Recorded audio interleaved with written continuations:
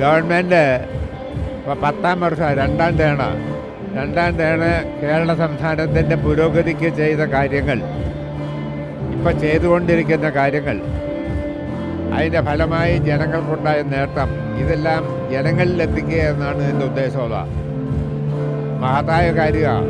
1ാം പിണറായി വിജയൻ്റെ ഗവൺമെൻറ്റും 2ാം പിണറായി വിജയൻ്റെ ഗവൺമെൻറ്റും നമ്മുടെ കേരള സംസ്ഥാനത്തിൻ്റെ പുരോഗതിക്ക് കേന്ദ്ര ഗവൺമെൻറ്റിൻ്റെ അവഗണനയെല്ലാം ഉണ്ടെങ്കിൽ പോലും ജനക്ഷേമ പരിപാടികൾ നടപ്പിലാക്കി ജനോപകാരപ്രദമായ കാര്യങ്ങൾ ചെയ്ത് വലിയ മുന്നേറ്റം സംഘടിപ്പിച്ചിരിക്കുന്നു. ഇന്നത്തെ ദേശീയ രാഷ്ട്രീയ സാഹചര്യത്തിൽ കേരളത്തിലെ ഈ അന്തരീക്ഷം, ഈ രാഷ്ട്രീയ സാഹചര്യം അതിപ്രധാനമാണ്. ഇതിനെയും പ്രതിപക്ഷം എതിർക്കുകയാണ്. അതിനെ എതിർക്കുന്ന അവർക്ക് വീടില്ലാത്തതുകൊണ്ടാണ്.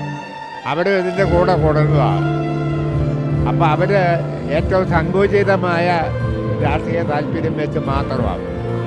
അതേസമയം ഏത് ഗവൺമെൻറ് ആണെങ്കിലും നല്ല കാര്യം ചെയ്താൽ നല്ലതാണെന്ന് പറയണം. അത് പറയാൻ കഴിയാതെ അവർ ഈ രാജ്യത്തിൻ്റെ അധികാരം കൈയാളിയിരുന്നവരായിരുന്നല്ലോ. ഇപ്പോൾ ഒന്നുമില്ലാതെ തന്നെ ഇപ്പം തെണ്ടിത്തിരിഞ്ഞ് നടക്കുക. അപ്പോൾ എന്നാലും അവരുടെ മനസ്സ് നന്നാവില്ല, നയവും നന്നാവില്ല. അതാണ് ഏറ്റവും ദ്രോഹകരം.